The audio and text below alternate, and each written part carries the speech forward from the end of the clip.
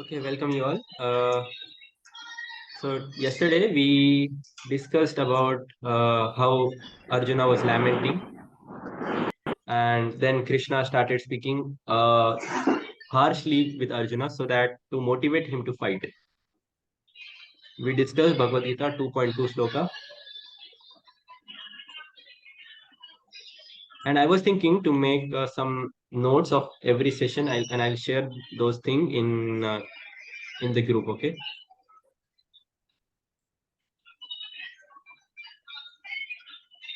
just one second. I'll be sharing my screen.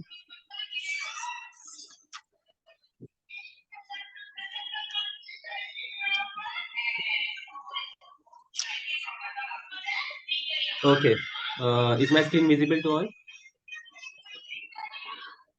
Yeah, it is Yes, visible. Bhaiya. Yes. Okay, so we discussed this verse, if I'm not wrong. We have read this verse completely, and now we'll move towards the next verse. So, though for those who are new today, those who joined, we'll just revise what we did yesterday. So this was we initially saw about how absolute truth is divided into three aspects: Brahman, Paramatma, and Bhagavan feature. So then we saw how when we study sun from outer, just from outside, then it is at the level of Brahman realization. Then when we study sun from the surface, it is Paramatma realization. And when you enter and analyze, that is Bhagwan, that is the topmost. Then we saw the meaning of word Bhagwan when we hear in Srimad Bhagavatam, Krishna astu Bhagwan Swayam, like those. So what is the meaning of word Bhagwan? Bhagwan means one who is full in knowledge, one who is full in beauty, one who is full in strength, one who is full in riches, one is full in fame, and one who is full in renunciation. Now, in this world, if any person gets any of this attribute in any fraction, he is considered to be a good man. Elon Musk having a lot of money is considered to be a good man. A famous hero or heroine is having a good look is uh, is famous. So fame attribute make him made him like some special personality. Okay, so any of this attribute in any fraction make a person a special person in this world. Then we discuss Sachitananda, eternity, knowledge, and bliss. Then we discuss the difference between Vigraha and Murti, idol and deity, and how idol becomes deity after being done pran pratishtha. Then Krishna asks Kutaha, from where this importance is coming in you. Now here we discussed about how Aryans and non-Aryans, difference between the real meaning of word Aryan and not the thing, the Aryan invasion theory and all those things. We discussed how the Aryan invasion theory is baseless and it has no shastric, neither logical pramans or not historic. Then we saw how Narayana, Mahavishnu, and Balram are all are expansion of Krishna himself. Now today we are going to study or we are going to read the third verse, Bhagavad Gita 2.3. I'll recite, I'll read, and then someone of you can recite behind me. Klaivyammasmagama partha naitvai upapadyate शूद्रं हृदय दौर्लभ्यम् त्यक्त्वोत्तिष्ठा परन्तपा. Yes, can someone read the translation? Yes, I will read. Translation. Yeah.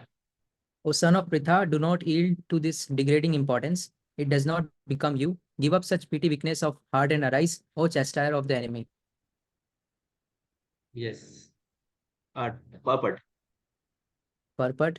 Arjun was addressed as the son of Pritha, who happened to be the sister of Krishna's father Vasudev. Therefore, Arjun had a blood relationship with Krishna. If the son of Kshatriya declines to fight, he is a Kshatriya in the name only. And if the son of Brahman acts impiously, he is a Brahman in name only. Such Kshatriyas and Brahmanas are unworthy sons of their fathers. Therefore, Krishna did not want Arjun to become an unworthy son of a Kshatriya. Arjun was the most intimate friend of Krishna, and Krishna was directly guiding him on the chariot. But in spite of all these credits, if Arjuna abandoned the battle, he would be committing an infamous act. Therefore, Krishna said that such an attitude in Arjun did not fit his personality. Arjun might argue that he would give up the battle on the grounds of his magnanimous attitude for the most respectable Bhishma and his relatives. But Krishna considered that sort of magnanimity mere weakness of heart. Such false magnanimity was not approved by any authority. Therefore, such magnanimity or so-called non-violence should be given up by persons like Arjun under the direct guidance of Krishna. Yes, Kuldeep. Any views on this? Anything you want to discuss? So, here Krishna is telling Arjun that he must not so much compassion upon his gurus like his Pitama, grandfather Bhishma, because this kind of behavior is not good for Kshatriya who declines a fight. Like Kshatriya are bound to be fight. If someone challenges them for a fight or a gambling match, they must like accept it. Yes. So this is a chastisement which Krishna is giving to Arjuna. Just see the word daurlabhyam. Daurlabhyam means weakness in heart. Okay. And one more word, Calibrium. klaibyam. Okay. Klaibyam means importance. Now this is a very strong word. Now, if you are in those days, was what was used to happen was a kshatriya would not even tolerate a slight so whenever once what we say in English for any insult, okay, any Respect here. small insult, a kshatriya would not tolerate at all. But now imagine Krishna, Arjuna was so depressed. Krishna called him impotent.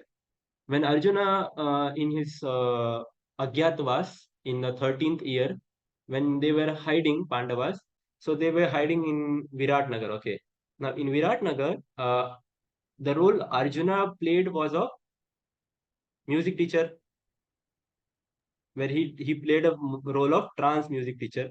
Or then that is a long story where how Indra cursed or say uh, the queen of heaven, whatever her Urvashi. name was, she Urvashi, yeah. Urvashi cursed Arjuna, and then Arjuna used that curse here to hide in Virat Nagar. Now that is that importance Krishna is relating here. Krishna says, where are you getting this importance from? And Krishna is chastising him by this harsh word, Daurlabhyam, weakness in heart. What is happening to you, Arjuna? So that the Kshatriya spirit in Arjuna should rise, or say Arjuna should get anger and start fighting now. So that Krishna is trying to merely on surface level trying to motivate Arjuna to fight. But now Arjuna is so depressed that this harsh word is not he's not even considering.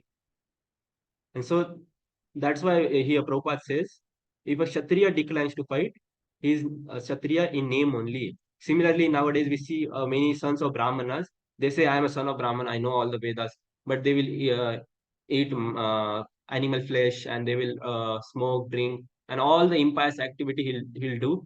But they are called Brahmana for the namesake only.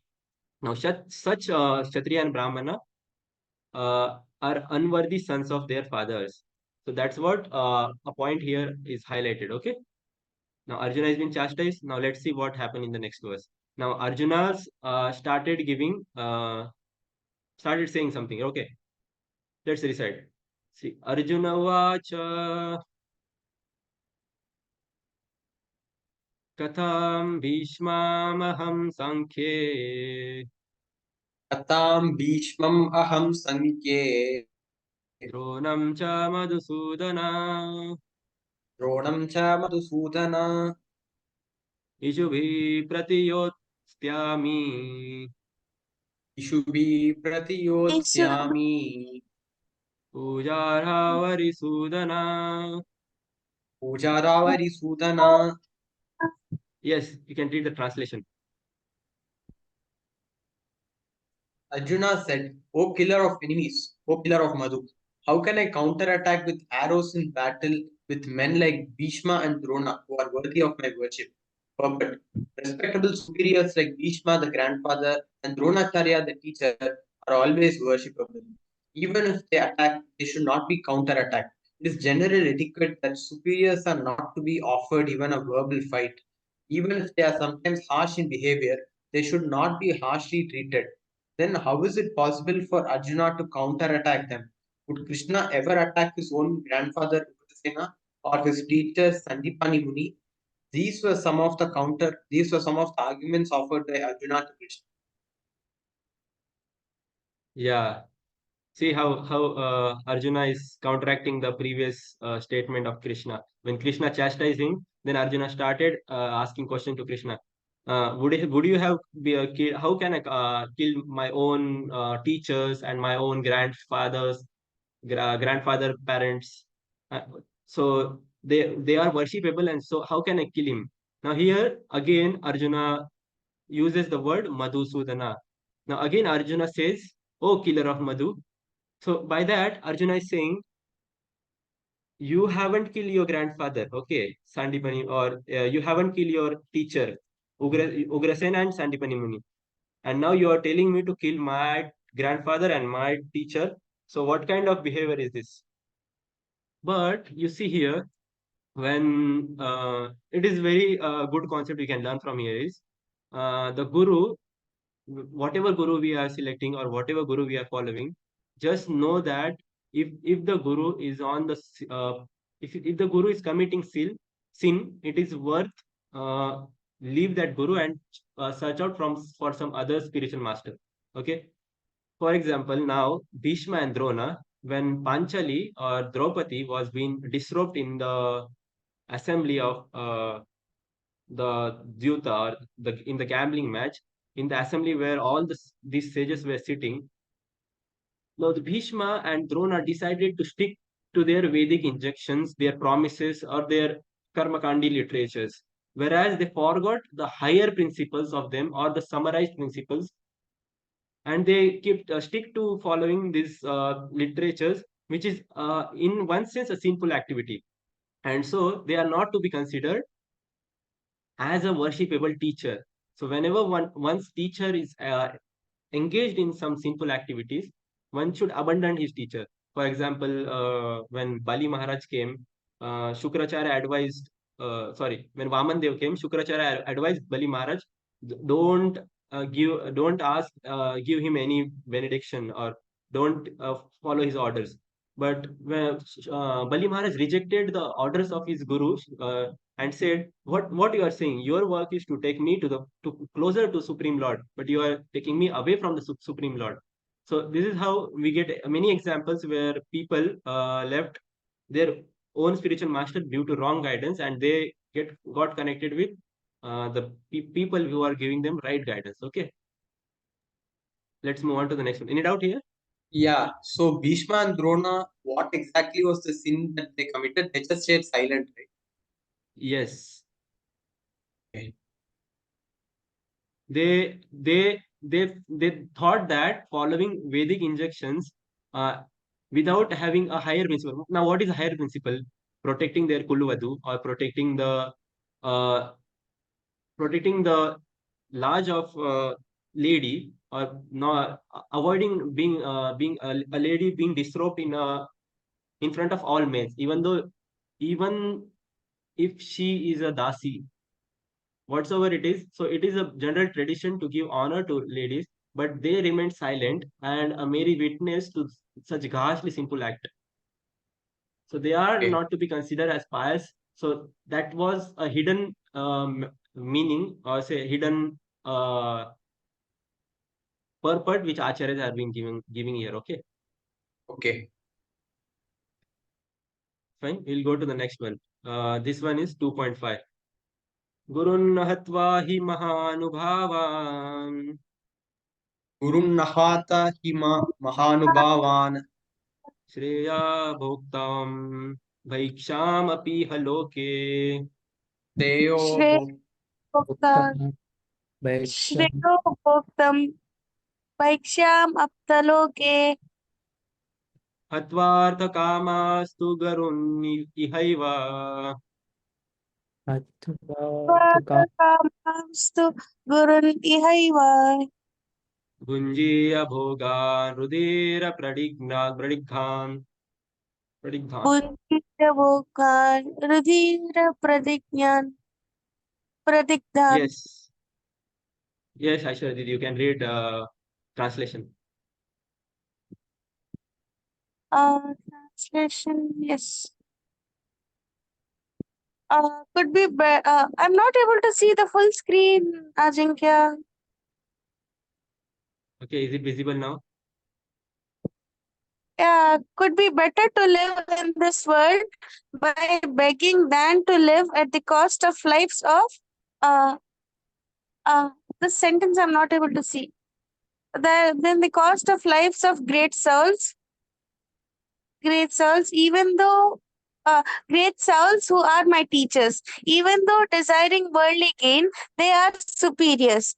If they are killed, everything we enjoy will be tainted with blood. Yes, perfect. According to spiritual codes, a teacher who engages in an abominable action and has lost his sense of discrimination is fit to be abandoned. Bhishma and Drona were obliged to take the side of Duryodhana because of his financial assistance, although they should not have accepted such a position simply on financial considerations. Under the circumstances, they have lost the respectability of teachers, but Arjuna thinks that nevertheless they remain his superiors, and therefore to enjoy material profits after killing them would mean to enjoy spoils tainted with blood. Yes, any thoughts, Aditya? Anything to share here? So Arjuna is calling Krishna as his guru, but still he is arguing against what he's saying. So basically, No, no, what no. he's showing, Still, Arjuna hasn't accepted Krishna as Guru. Arjuna is still arguing with Krishna. he Okay. has accepted Krishna as Bhagavan. No, that was purport. Arjuna will accept now in another after two sloka. In 2.7, he accepts Krishna as Guru now.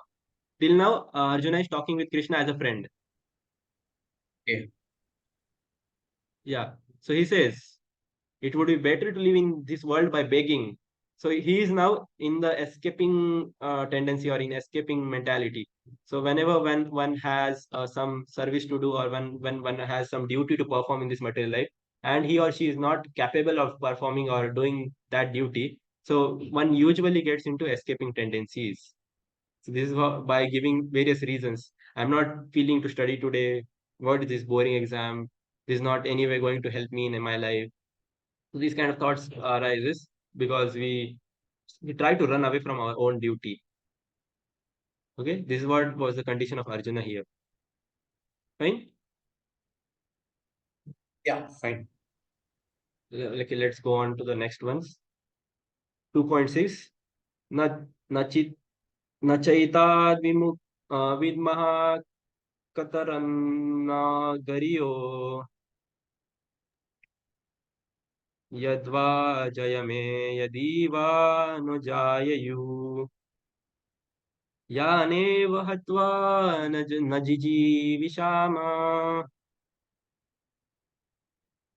स्तेव स्थिता प्रमुखे धृतराष्ट्रः. Now Arjuna is giving various reasons here. The last two slokas you have read. Can anyone read translation here? Maybe someone who hasn't read it. Nor do we know which is better, conquering them or being conquered by them. If we kill the sons of Dhritarashtra, we should not care to live. Yet they are now standing before us on the battlefield. Yes. Yes, purport also. Arjuna did not know whether he should fight and risk unnecessary violence, although fighting is the duty of Kshatriyas, or whether he should refrain and live by begging. If he did not conquer the enemy, begging would be his only means of subsistence. Nor, nor was there certainty of victory because either side might emerge victorious.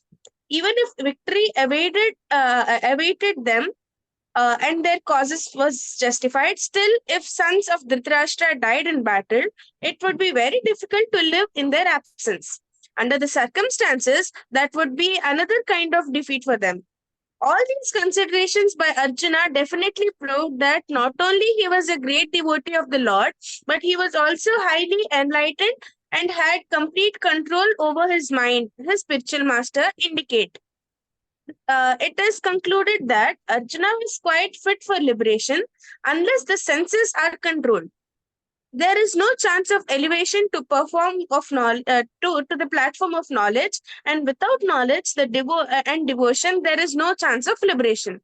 Arjuna was competent in all these attributes over and above his enormous attributes in his material relationships. Yes. Anything to share here?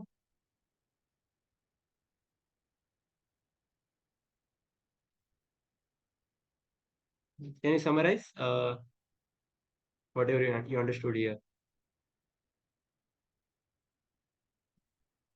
Arjuna is still dilly-dallying whether to fight or not. So it is just the purport that even whether if he's going to win or he is going to get defeated, it is his ultimate dharma to go on with the battle and to participate in the battlefield rather than running away from it. Now here the important point here is, now all these considerations by Arjuna definitely prove that not only he was a great devotee of Lord, but he was also enlightened and had complete control over his mind and senses. Then what happened? Now his desire to live by begging, although born in royal family, is another sign of detachment. Now Prabhupada is seeing positive in Arjuna, where he's saying how detached or how virtuous Arjuna was with having such a great detachment spirit, even though born in a high class family. He's ready to beg and eat.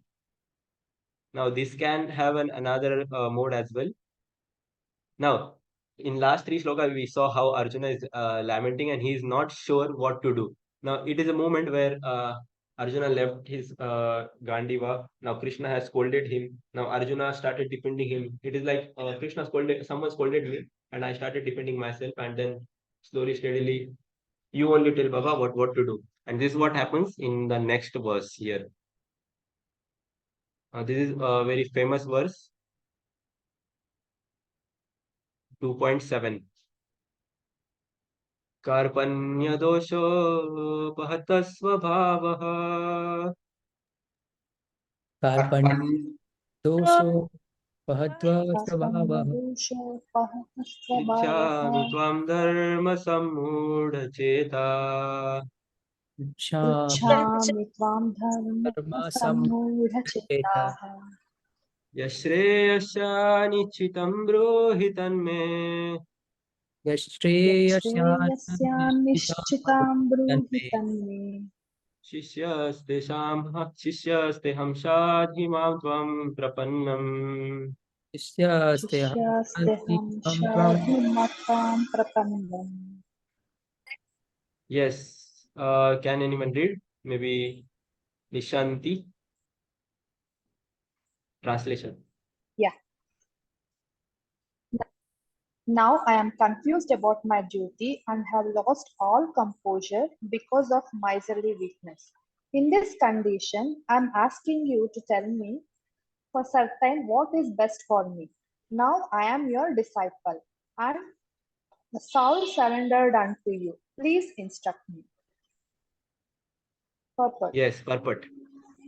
By nature's own way, the complete system of material activities is a source of perplexity for everyone. In every step, there is perplexity, and therefore, it behooves one to approach a bona fide spiritual master who can give one proper guidance for executing the purpose of life. All Vedic literatures advise us to approach a bona fide spiritual master to get free from perplexities of life which happen without our desire. They are like a forest fire that somehow blazes without being set by anyone. Similarly, the world situation is such that perplexities of life automatically appear without our wanting such confusion. No one wants fire, and yet it takes place and we become perplexed. The Vedic wisdom therefore advises that in order to solve the perplexities of life and to understand the science of the solution, one must approach a spiritual master who is in the disciplic succession. A person with a bona fide spiritual master is supposed to know everything. One should not therefore remain in material perplexities but should approach the spiritual master. This is the purport of this verse. Who is Yes. the man in material perplexities? Should I continue? Yes. Who is the man in material perplexities? It is he who does not understand the problems of life. In the Brihad Arankya Upanishad, the perplexed man is described as follows. Yovad etad aksharam gargi avidvit pasmal lokat praitisa karpannaha. He is a miserly man who does not solve the problems of life as a human, and who thus quits this world like the cats and dogs, without understanding the science of self-realization. This human form of life is the most valuable asset for the living entity who can utilize it for solving the problems of life. Therefore, one who does not utilize this opportunity properly is a miser. On the other hand, there is a Brahmana or he who is intelligent enough to utilize this body to solve all the problems of life. Ya etat aksharam gargi viditasmai lokat praitisa brahmanaha. The karpanas or miserly persons waste their time in being overly affectionate for family, society, country, etc. in the material conception of life. One is often attached to family life, namely to wife, children, and other members on basis of skin disease. The Kalpana thinks that Kripana. he is able to Kripana. Yes. The Kripana thinks that he is able to protect his family members from death, or the Kripana thinks that his family or society can save him from verge of death. Such family attachment can be found even in the lower animals who take care of children also. Being intelligent, Arjuna could understand that his affection for family members and his wish to protect them from death were the causes of his perplexities. Although he could understand that his duty to fight was awaiting him, still, on account of miserly weakness, he could not discharge the duties. He is therefore asking Lord Krishna, the supreme spiritual master, to make a definite solution. He offers himself to Krishna as a disciple. He wants to stop friendly talks. Talks between the master and the disciple are serious, and now Arjuna wants to talk very seriously before the recognized spiritual master. Krishna is therefore the original spiritual master of the science of Bhagavad Gita, and Arjuna is the first disciple for the understanding the Gita. How Arjuna understands the Bhagavad Gita is stated in the Gita itself. And yet, foolish mundane scholar explain that one need not submit to Krishna as a person, but to the unborn within Krishna. There is no difference between Krishna's within and without. And one who has no sense of this understanding is the greatest fool in trying to understand Bhagavad Gita. Yes. Anything to share here? Would you like to share anything? So much time Arjuna was talking about, he was giving arguments against fighting, and now he is accepting Krishna as his guru, and this act doesn't have much meaning. So if he is accepting Krishna as his spiritual master, he should not have argued all these things before. Yes. So in the first para of the purport, where Prabhupada mentioned very nicely how it is very important for us to accept someone, some spiritual master who can guide us in the process of approaching a absolute truth. And he said like we are all perplexed in our life, which happen without our desires. And so to get out of this perplexity, we should approach a spiritual master. Now, who is a man in material perplexity is a point I wanted to discuss here. I'll take you 1 or 2 minutes extra. We'll just discuss this point. Okay. I have discussed this in yesterday's DYS course as well. Now, he is a miserable man who do not solve the problems of life as a human, or who thus quits this world just like cats and dogs. Now, there are four things which animals and humans are doing, uh, which are same in animals and humans. Can you name it? Eating, Sleeping, They all have life. eating, mating, depending. They all live. Yes, depending. right. These are the four things which are animals and humans are all doing in common. Now, those people who are just doing these four things without thinking of self-realization are the people who are perplexed in material, are the people who are material perplexed, or say are kripanas. Okay. Now, what is the use if we use our human form of life for the things which animal body can do it in better? So suppose, for example, our soul is in this human body. Okay, now this human body is meant to think of something higher, higher consciousness. But if we, like an animal, if we just if we keep our thinking narrow to eating, sleeping, mating, and defending, we make plans for having good eating, going to some hotel and having eating. We make plans for sleeping, taking rest nicely.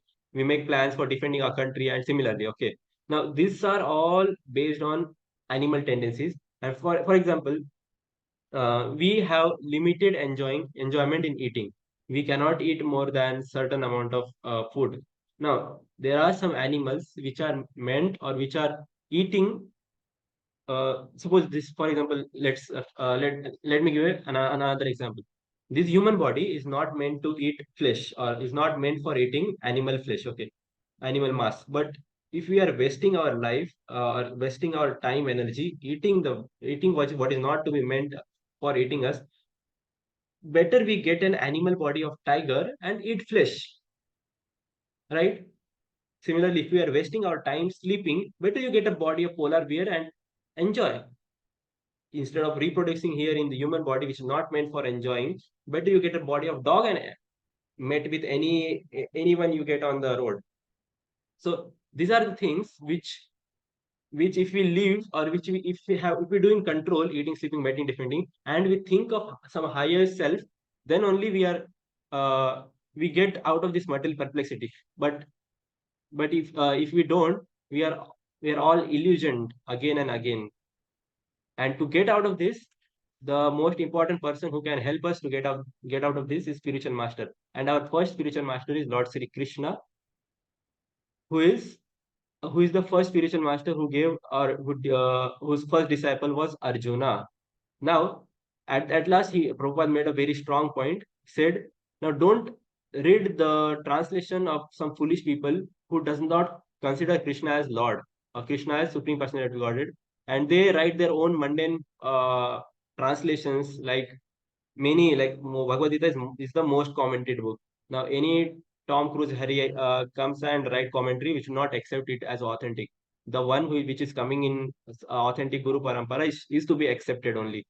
Okay. Now here, when one accepts, when one sees that Krishna within and without is different, that is a Mayavadi tendency, or that is a impersonalist tendency. Now we have to stay away from these tendencies.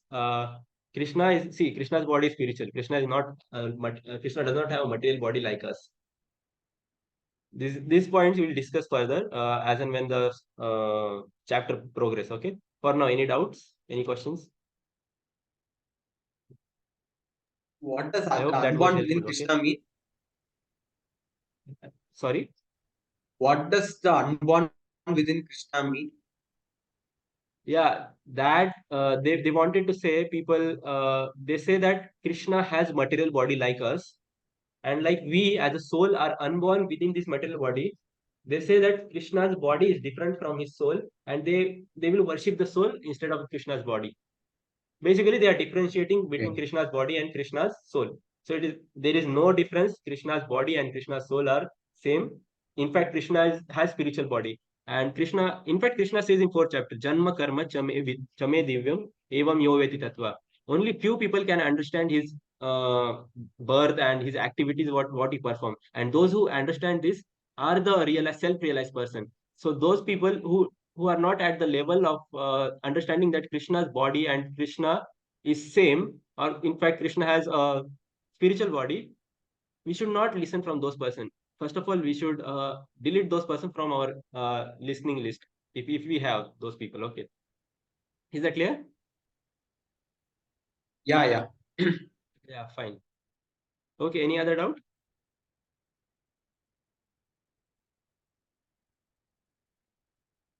Okay, fine. I took your 6 minutes extra. We'll end the meeting here. We'll meet tomorrow. Bye bye. Bye. Thank you. Thank you. Thank you.